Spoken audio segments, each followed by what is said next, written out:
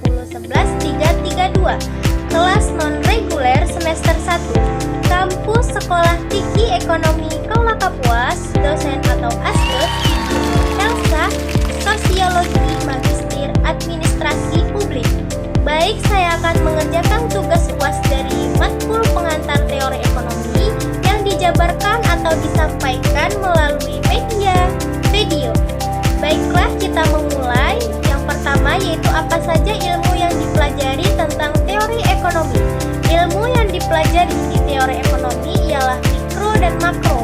Ekonomi mikro adalah ilmu ekonomi yang mempelajari kegiatan ekonomi dari produsen dan konsumen dalam penentuan kualitas, harga, dan alokasi sumber daya produksi. Ekonomi makro adalah cabang ilmu ekonomi yang mempelajari tentang perekonomian secara keseluruhan termasuk kinerja, perilaku, hingga proses pengambilan keputusan. Perbedaan ekonomi mikro dan makro. Ekonomi mikro dan ekonomi makro adalah dua cabang ilmu ekonomi yang saling berkaitan dan tidak bisa dipisahkan, meskipun keduanya membahas tentang kegiatan ekonomi. Namun, terdapat beberapa perbedaan antara keduanya. Perbedaan antara ekonomi mikro dan makro dari ruang lingkup. Ekonomi mikro fokus pada perspektif individu di tingkat konsumen, sedangkan ekonomi makro berupaya menentukan perspektif umum di tingkat nasional. Sedangkan ruang lingkup ekonomi makro jauh lebih luas dan umum seperti kebijaksanaan fiskal dan moneter.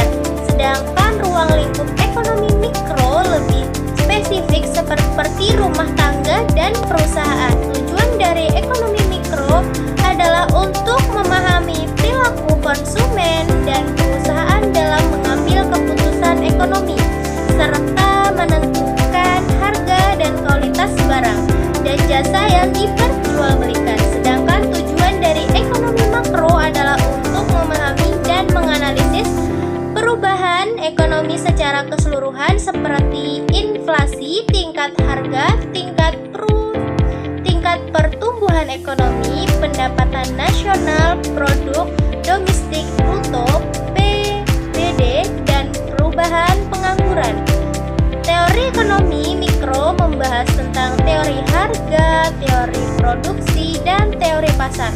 Sedangkan teori ekonomi makro membahas tentang kebijakan fiskal dan moneter, serta hubungan antara perekonomian dan faktor-faktor lain seperti politik, sosial, dan lingkungan.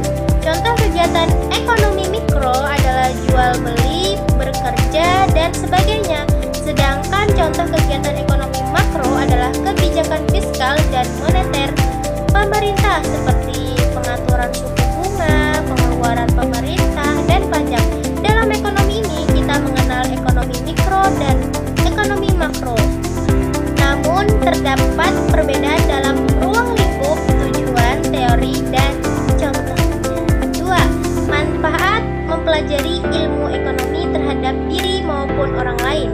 Keputusan keuangan lebih baik, mampu mengelola anggaran pribadi, memilih jenis tabungan atau investasi yang sesuai, serta menghitung biaya dan manfaat dari setiap pilihan keuangan, misalnya memutuskan untuk kuliah atau bekerja langsung.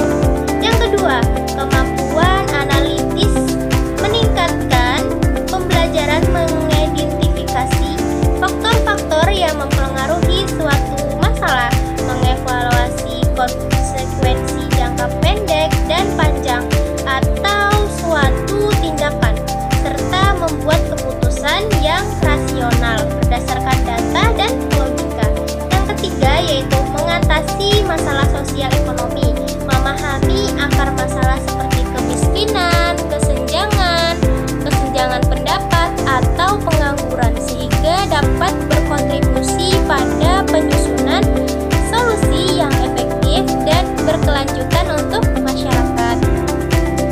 Nomor 3 yaitu bagaimana pengalaman menarik kita belajar teori ekonomi. Ada salah satu satu momen di mana kami diminta kerja sama, yaitu di mana hal itu membuat kami kerja lapangan kecil-kecilan, melatih kebersamaan, kebijakan, dan saling membantu satu sama lain. Selain mendapatkan pengalaman, kita juga mendapatkan uang dari hasil jerih payah kami sendiri. Sangat menyenangkan dan menambah hal-hal baru untuk kami. Membeli barang, modal, brand, dan mempromosikan, bertemu dengan konsumen, dan menerima perjuangan yang kita usahakan dengan baik. Yang keempat, berikan saran kepada para dosen agar menyampaikan pembelajaran menarik, asik, dan mudah dipahami, yaitu studi kasus nyata. Kaitkan teori dengan isu terkini atau berita ekonomi sih menurut aku. Yang kedua yaitu sesi diskusi, simulasi sederhana, misalnya perjelas konsep hubungan dengan kehidupan mahasiswa. Menggunakan teknologi platform online video edukasi singkat atau gamifikasi untuk pembelajaran lebih asik. Fitri juga mengucapkan terima kasih kepada Ibu. Terima kasih sudah memberikan pengalaman, wawasan, arahan, dan pengertian ke depannya. Terima kasih sudah memberikan hal-hal baru di setiap pertemuan kelasnya. Yang kelima, sebagai seorang mahasiswa, apa yang harus dilakukan ketika menerima pembelajaran? Yang pertama yaitu aktif bertanya dan berdiskusi. Jangan takut salah, tanyakan hal yang tidak dipahami. Sebagai mahasiswa, kita juga harus menghargai dosen yang di depan yang sedang menjelaskan sebuah ilmu kepada kita, dan sebaik mungkin kita terus memahami dan memperhatikan beliau ketika beliau sedang menyampaikan sesuatu ilmu kepada kita. Dan usahakan ketika kita menuntut ilmu, maka kosongkanlah gelas kita dan menerima ilmu yang telah disampaikan oleh dosen tersebut.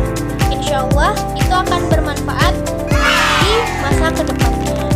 Mungkin ini saja yang dapat saya sampaikan. Semoga bermanfaat.